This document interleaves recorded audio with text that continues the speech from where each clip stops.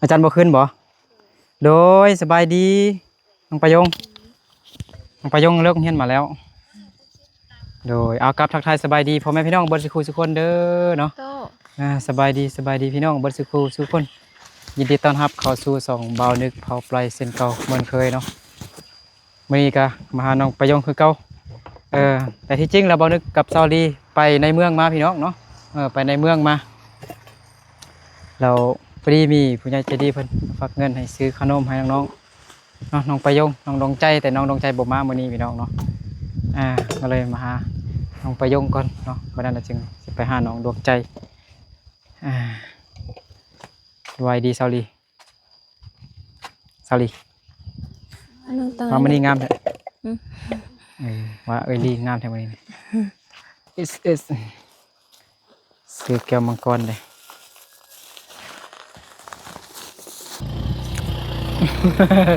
พอประยงมาแล้ว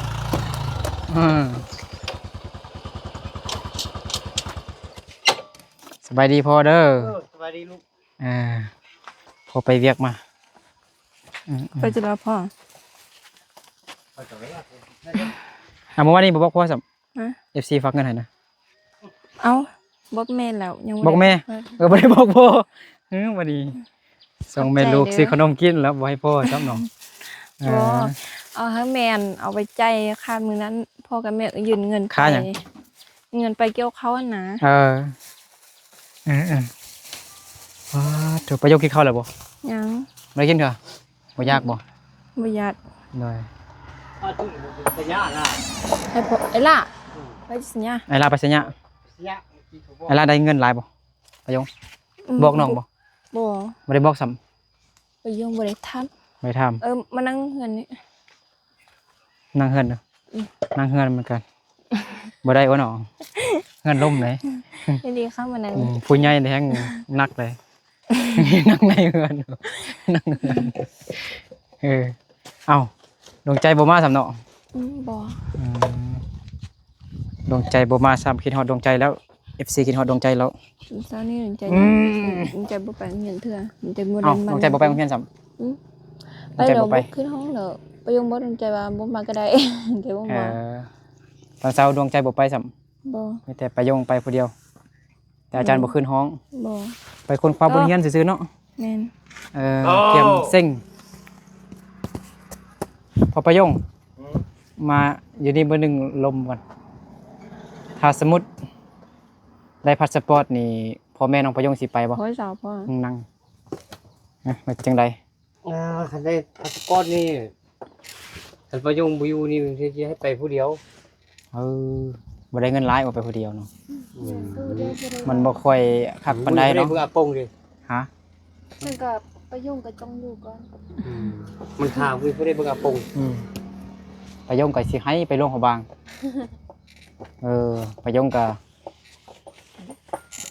มีความฝันของน้องประยงอยากได้ iPhone มันทางแล้วบ่ค่าโทรศัพท์บรรดาผู้บ่อาปงนี่ไลฟ์สดขายเครื่องไปหมด2คนไปผู้เดียวนี่ทันได้เงินเอาเนาะเฮ็ดเงินเฮา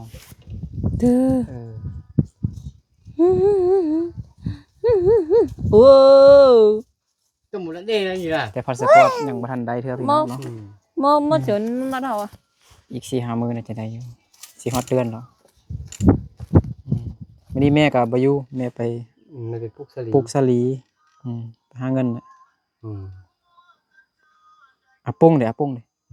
ไปเฮียนมันนี่อยู่เฮียนที่มันกินข้าวอยู่เฮียนกินข้าวอยู่เฮียนเขาก็เลี้ยงอยู่ว่ะ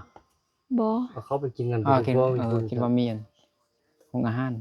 เลี้ยงเด็กบ่มีเนาะกินเองเนาะมื้อเช้าเห็นว่าเขาไปครูบ่เฮากันนะครูว่ายันไปบ่ทันเซ็งไปเลย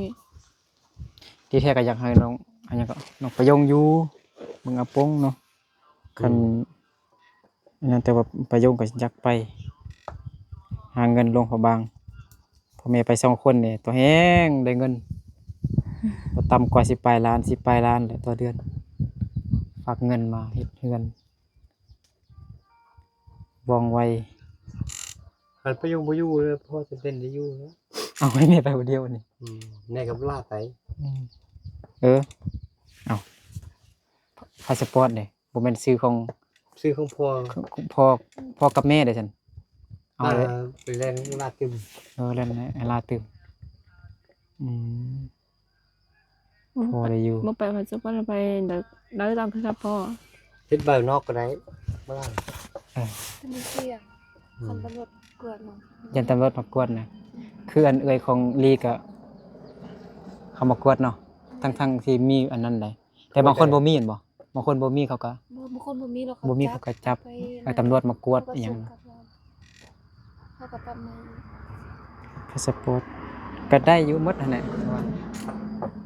บ่ถ้าฮอด18ปีก็ว่าได้อยู่แต่เดี๋ยวนี้เขาว่าจักมือเดือนหนึงมาต่อ ปั๊บเพิ่น เทื่อหนึงบ่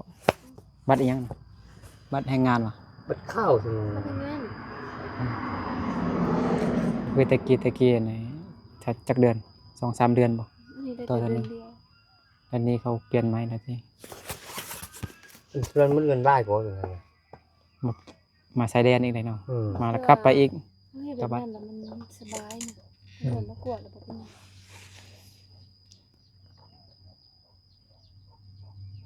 เที่ยวหนึงคือว่ามัน3,000 คันอยู่ไกลชายแดนแฮง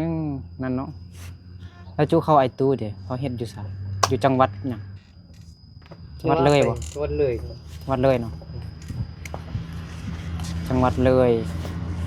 ก็มีร้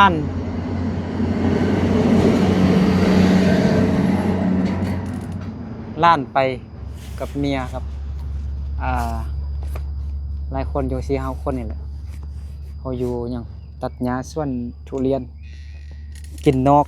เงินเดือน 9,000 เราเขาบ่ไหวแล้วกินนอกกินนางเดือนละ 9,000 กินนอกเรียกก็คือว่าแฮงว่าเมื่อยว่าซั่นตัดหญ้านี่แหละสวนทุเรียนให้กินนา9,000นี่ก็ใครเด้โทรศัพท์ไปรับน้องฮิมากินนะ ไปยง อยู่ใส่โทรศัพท์อยู่ใส่คิดว่าของเอเล่ได้ยินเสียงอยู่นี่ฮิ14เพิ่นน่ะถามผู้ใหญ่เพิ่นน่ะถามอันนั้นนะเขาอยากให้พ่อแม่น้องประยงไป2 คน มันก็ชอบเนี่ย ให้ลาไปได้ก็ไปก็ได้พออยู่ก็อยู่ มันทานลูกน้อยแล้ว ตาปงเดี๋ยวเนาะ ประยงก็อยากไปหาเงินซื้อโทรศัพท์เด็กน้อย แล้วก็มีของพันพอตอนเด็กน้อยก็อยากได้คือกันน่ะแต่บ่มีโทรศัพท์หรือว่ารถทีบบ่อยากได้เป็นโมครูมีก็อยากมี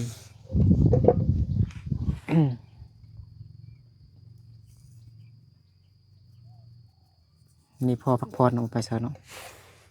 เก็บทงมื้อนั้นมาก็บ่มีแห้ง แม่ง ลงท้อง ลำไส้เฮาบ่ดีเนาะ อืม เอาตื้อ เพราะ แม่ก็บอกว่าไปบ่ไปปุ๊กซะเยอะมื้อนี้ไปบ่ได้เมื่อมื้ออื่น ไปไกลบ่แม่ไปรับจ้าง สัญญา อยู่สัญญาบ่ อืม อยู่บ้านหยัง บ่ฮู้เทื่อ ในเมืองล่ะบ่ โดยในเมือง ก็ในเมือง บ้านหลวงปอ ไก่ดิสิ อยู่ไปนาเลยหุ่น โป้ไปบ่ มันเป็นทางนาเลยบ่อนอันนี้ สะบัก น้องลาน้องลาไปรับจ้างมื้อนั้นเงินเสีย100,000ยังเหลือแต่50,000ว่าซั่น แม่น อืม อะไรเกินให้เนี่ยนะว่า ให้บ่ให้ก็น้ำตาไหลอยู่แล้วว่า แม่น บ่มีแห้งเลยว่าซั่น ฮะ ลายปอง พลานยกเกี่ยวจะบ่คือพลานเนี่ยปุ้งอีเซน กินนั่งแล้ว150,000สินะเราน้องลาเฮ็ดเงินเฮียเสีย100,000ยัง50,000 ตื่น ว่าเมื่อยแฮง เอ้ย โอ้ย มีต้นตัวเอง ฉัก็ากันนะ ตากแดดหมดมือได้แต่50,000 เอาตื้อเดี๋ยวเอาแล้วมันอย่างกันแล้วเตี้ยออดเจ๊ชับละ คิดดีก็ได้เมื่อกี้อันย่างทางรถก็ย่างน้ำกล รถใหญ่ก็มาแล้ว ตื่น เอาตื้อ มันมีมัด มัดล่าแฮง เพิ่นกลับมาหน่อย แต่เขาซื้อแล้ว2ตัว ตอนอันตอนกระต้นหน่อยเดี๋ยวไอ้เล่า มัน ไป นะ อัน ฮั นั้ ก น มันนะฮัก ไอ้เล่าไปอัน ตอนน้ นั้ อย น นะ แต่ ฮะ ว่าเดี๋ยวบ่มี เนี่ยตอนใหญ่เนี่ยมันขี้ดื้อ เอาไปอันนั้น อืมดื้อเห็นบ่ขี้ดื้อนะขี้ดื้อแต่น้อยนะเอาบ่ยักเขาน่ะบ่เฮ็ดให้กิน อืม Trộn món nó là เอาพ่อได้กินข้าวแล้ว นี่ตอนนั้นหมอเลย ทำไมเด้อ บุ้มมาช่วยน้องพ่อ mua nào บ่ได้ เสี ซื้ ย อง ข มื อง อ กิน แล้ว บ่ ชิ้น trộn món nó là หมอตานะ ให้เบิดฝากเงินให้หน่อยหนึงให้ดวงใจเด้อผู้ละ150,000 อืม เมื่อวานเอาให้400,000วันนี้เอาให้ นี่đượcใจ คนละ150,000 เลยมาเที่ยว có một cái tập học อีเลยตัวเกี่ยวngười đó nó xua ดวงใจอยู่เฮือนเนาะ vô ngấn เอาประยงเงินไอ้เบิดเด้อเงินไอ้เบิดฝากให้ khóc chạy đứa ใจไอ้เบิดเด้อไอ้เบิดผู้เมื่อวานนี้เห็นแหละ khóc chạy lắm ให้น้องดวง đứa ให้น้องดวงใจเด้อ150,000เนาะแล้วฝากมา500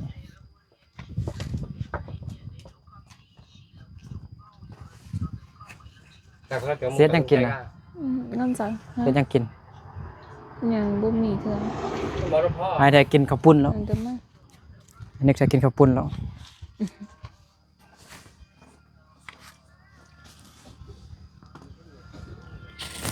Chào khâu toàn hơn ôm mỏi เจ้าเข้าไป ดังไฟ เอาเฮ็ดเวียกเจ้าเข้าให้พอยังเจ็บท้องอยู่บ่ดีค่ะอันนั้นมันล้านหรือว่าลูกเอ้ยยังอ้ายน้องน้องสิบ่อยู่ไสอยู่นี่บ่ cái tép trong cần làเรา ตะกระทำกัน cái tép trong cầnเราไม่ได้พยายามมันไม่ได้พอเจ็บท้องไม่ได้พยายาม ไปผู้เดียวบ่ เรามาข้าวพยายามเราบอกไม่ได้พยายาม โอ้โหบ่แม่นตะนูกระจอนกระแตกเน่าแล้วนะบ่พยายามปานนี้ เรากันเมื่อกี้เนี่ยชิมเลยเนาะ กระทิบเล็กบ่เออ mẹ ao bay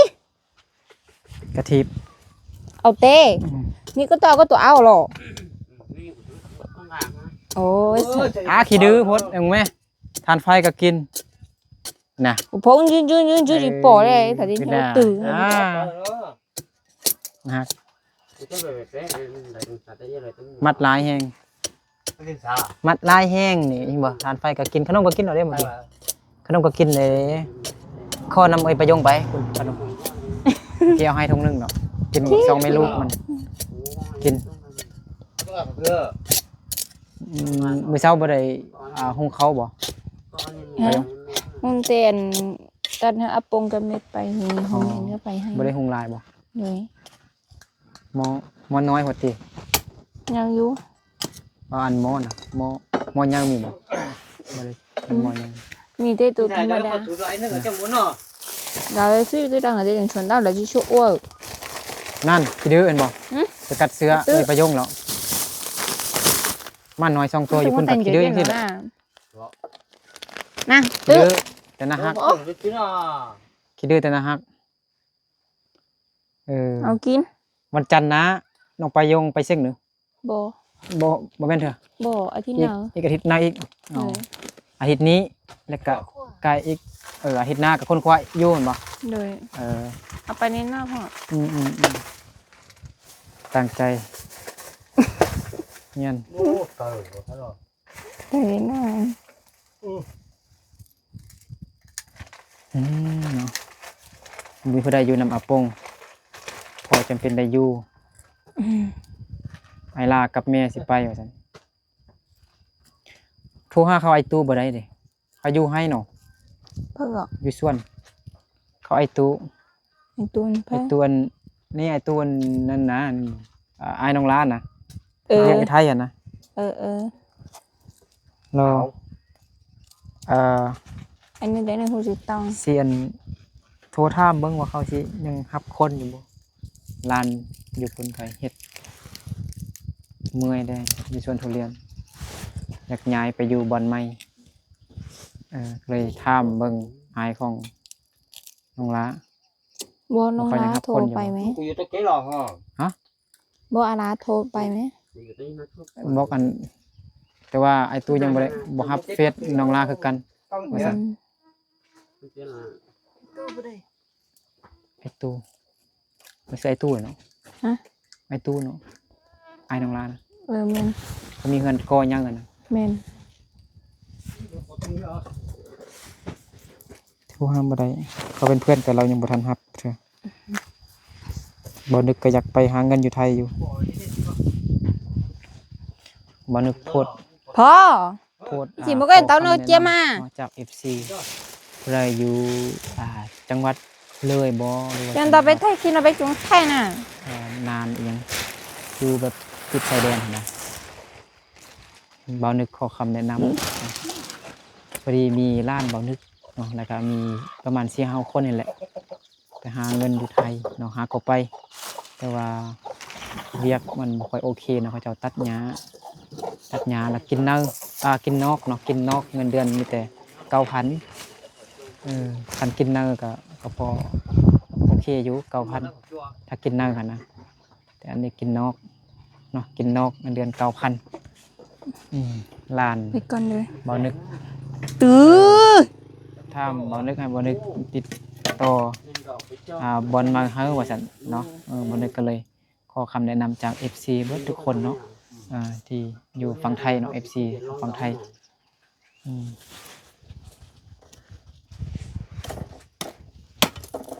ช่วยแนะนำให้บ่นึกเลยเนาะเพื่อฮู้บอลเฮ็ดเวียกเฮ็ดงาน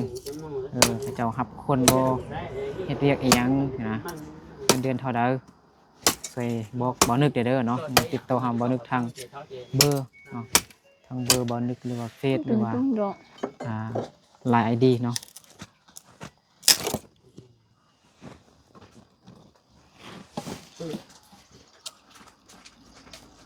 กระโตคิดื้อ มาเด้งกันนี่ กระโตบึดเดียวเสียใหญ่แล้วเนาะไป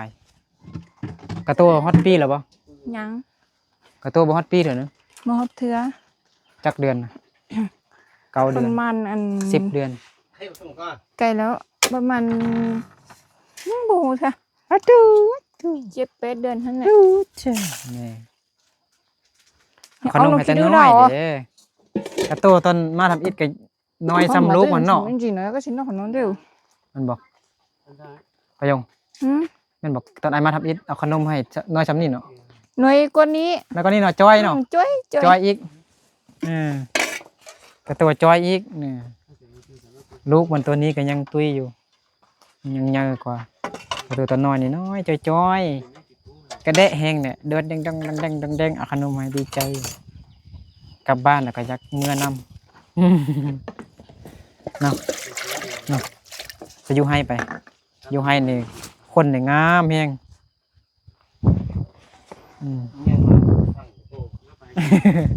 คิดดื้อ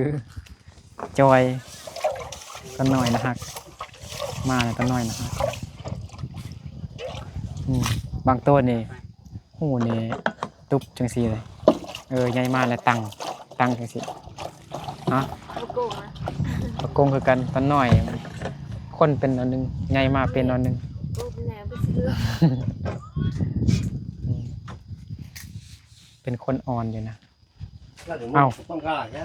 ประโยงบลุกซ้ำให้จังไดบ่ได้พัวแท้ดังไฟบลุก เอาพระมีดมาทักไม้กันเขาว่าไฟดังไฟบลุกแล้วบ่ได้เมียบ่ได้พัวบ่ได้เมียมันบ่ได้บ่ให้เอาสินะ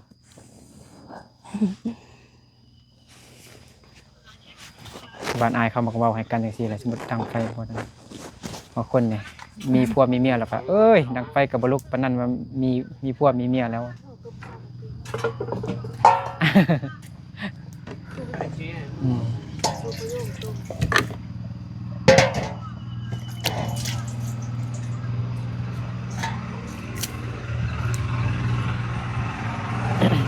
เอ้า พอบ่กินนี่แก้วมังกรนะซื้อมากินแล้วบ่ คนน่าจะก็ เห็นพอมากินอยู่ก็เลยซื้อมาพอปายงมากินแก้วมังกรเลยซื้อมาพี่น้องโลนึงแก้วมังกรข้าวนางข้าวบ่แม่นสีแดง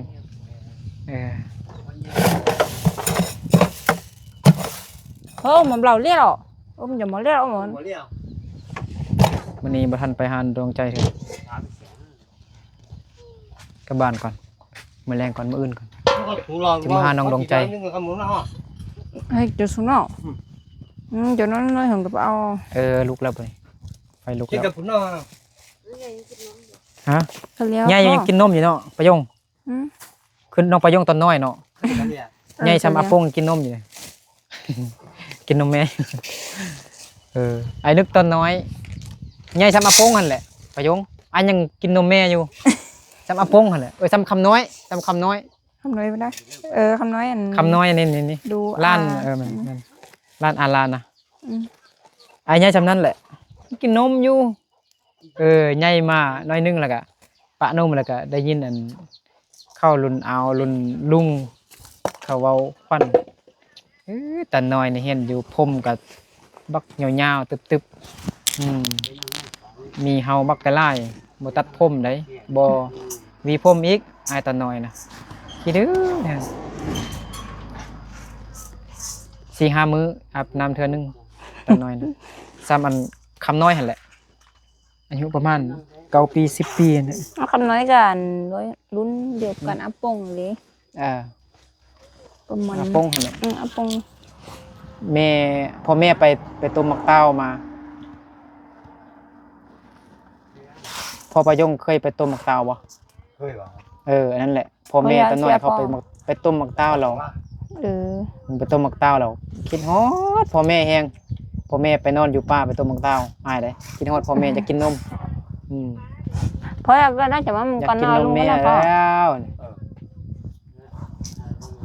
แม่มาแล้วก็ไปนั่นแหละกินนมแม่ เอาตอนนี้อันแม่ไอ้นี่ยังอยู่วะ 50 ปลายปีบ่พอ60 ปลาย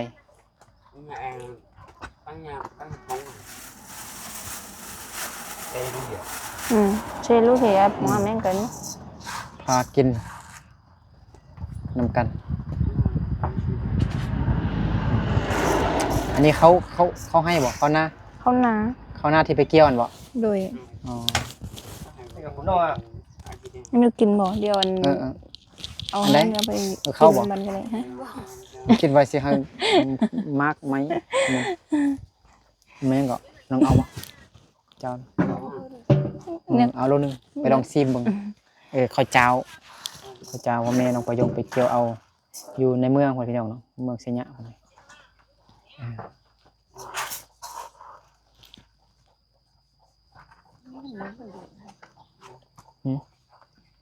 มีนมอยู่บ่เนาะคือบ่ดูดเก่ง เอากินนมแล้วรับได้ คือมาอยู่พุ่นกับคาบนมอยู่ก็รับคาบนมแล้วก็รับนั่น เดี๋ยวเอาว่า เอาเคยตอนไม่ได้มาอยากพ่อ เอาอีโลลองไปเจ้ากินบ่ไป เดี๋ยว ห้อง กินเบิ่ง เขาเจ้าก็ย่างอยู่บ่ลองไปยงให้มันนั่นย่างบ่บ่ล่ะบ่ นี่เซ็ตกว่าเขาเจ้าอย่างนั้น น่ะบ่อันเขาเจ้าให้เฮาน่ะแซ่บนะเม็ดใหญ่ๆน่ะ บ่เท่าตัวนี้อ่ะ นึงอันนี้แซ่บกว่านึง พอแล้วพอมัดกิน ตัวนี้บ่ บางทีตัวนั้นมันอาจจะรสชาติมันจะต่างกันเนาะกินอันนั้นหลายแล้วแบบบ่แซ่บนะ ตัวนั้นแข็ง ก็เลยกินอันนี้บ่แข็ง ตัวนั้นแข็งตัวนี้อ่อนกว่า มันก็อ่อนก่อนเนาะไปย่องหุงมันนั่นก็เลยอ่อนอยู่เด้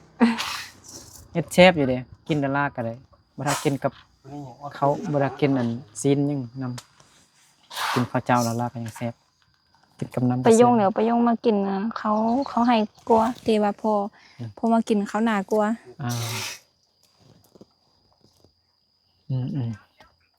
พอไปย่องกินข้าวเหนียวบ่ได้เนาะ กินได้อยู่ ได้อยู่เนาะย่ำได้ มีแควยังจักเล่มอยู่นั่นน่ะ เอา บ่มีเลยบ่มีแต่ทางหน้านี่บ่ โอ้ แต่ยังแข็งๆอยู่น่ะเวลาเฮากัดมันยังน่ะ ได้ ขนมได้กินน่ะกินปกติเนาะ อืม ได้อยู่ ไปยงบ่ไปใส่แควปลอมบ่ ฮะ แต่ต้องใส่เงินหลายเด้อเนาะแคว พอ ปลอม พอบ่มีเงินไปไง ล้านปลายบ่ใส่แคว2ล้านปลายก็อันอยู่ แม่ก็เคยว่าอันไปหาเงินอยู่ไทยแล้วพาพ่อไปเฮ็ด แน่คันไป2คนนี่ได้เงินหลาย3คนก็ยิ่งดีบ่ดีแท้นี่ไปอยู่ซะอดเอา iPhone น่ะไอ้นึกกำลังซื้อเล็ก6ตัวอยู่ความฝันกำลังมาถึง พ่อแม่ไปก่อนเราอาปงอยู่นี้แต่บ่ฮู้ว่าบ่ได้แลนด์อันพาสปอร์ตไอลาเนาะไม่ใช่ไอลาแลนด์พาสปอร์ต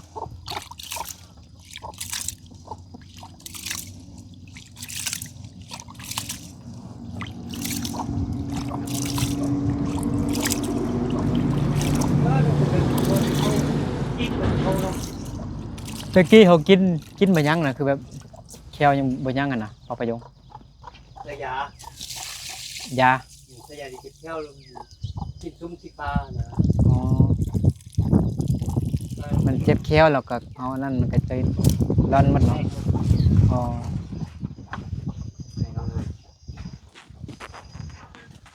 คันอายุยังน้อยนี่มันคือสิปงไม้อยู่เนาะสัมปะยงนี่ปงบ่สมมุติปะยงแควร้อนนี่สิปงอยู่บ่เนาะ บ่ฮู้เทื่อ มันสิปงอยู่เลยเนาะเพราะว่า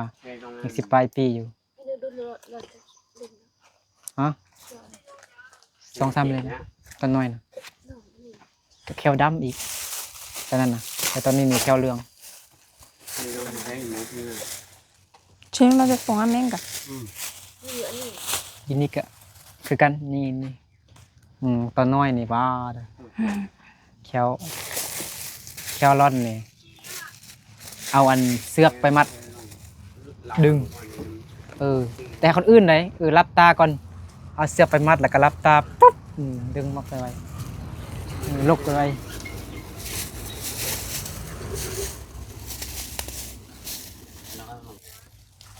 ไปยงเอาเข้าไว้โลนึงเขาเจ้าเขาหน้าเนาะเขาเจ้า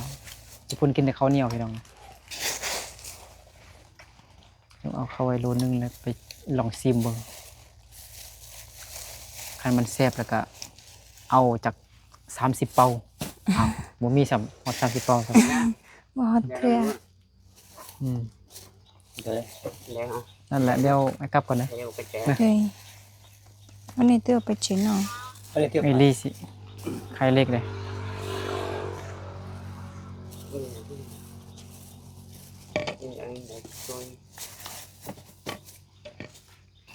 ตัวกับปูมันไม่ยาก เพราะคือที่มันชิวดีอ่ะ เงินแบ่งให้พ่อเลยเด้อพ่อสูบยาสูบอยู่ติ ฮะ พ่อซื้อยาสูบต้องสูบยาจะมีแฮง เขาก็แบ่งเขาเนี่ย ฮะ เขาแบ่งเขาอยู่ ให้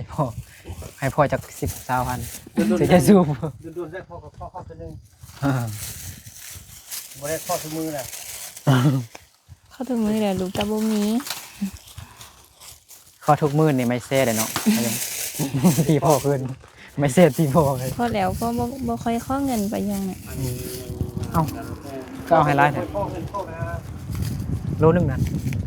โลนึง บ่ฮู้เทื่อ เอา บ่ฮอด ยอด เทื่อ 3 โลแล้วมัน ไปเมืองไปเจ้าเมือง น้อยเดียวสิ เลยไปเจ้าเมืองกันมากทำมาที่เปาลงไปกินเด้อ ยังได้อยู่ ก็ซื้อข้าวเหนียวเมื่อวานนี้เปาหนึ่ง7,500 นอกนี้ไปเราก็มาเจ้ากินเมืองกันมากทำมาที่เปาลงพอให้ยำมีแล้วเลย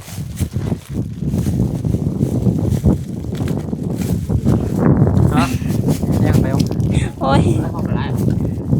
จ้าเข้ามาแล้วจ้าเขาจะเขาจ้า ฮะ แล้วก็ เขาไม่เป็น โอ้มันเดียว เอาเดี๋ยววันนี้กับซาลีเดินทางกลับบ้านก่อนพี่น้องเนาะขอบใจขอบคุณ คุณใจดีเด้อขอบใจเบิดเด้อประยง เลย ยอมมือขอบใจนั่งลง ขอบใจเด้อ นั่งลงไม่สิไปยืนเอาขอบใจขอบคุณไอ้เบิร์ดอะไรเด้อเนาะขอให้ไอ้เบิร์ดจงอยู่ดีไม่แห้งสุขภาพเข้มแข็งแข็งแห้งขอให้มีแต่ความสุขความเจริญรุ่งเรืองเนาะเฮ็ดเวียกเฮ็ดงานยั่งก็ขอให้ประสบผลสำเร็จในหน้าที่การงานเด้อขอบใจเด้อขอบประยงให้พอประยงให้ซิมเขาหน้าเนาะเขาเจ้าหน้าข้าวเจ้านาโอเค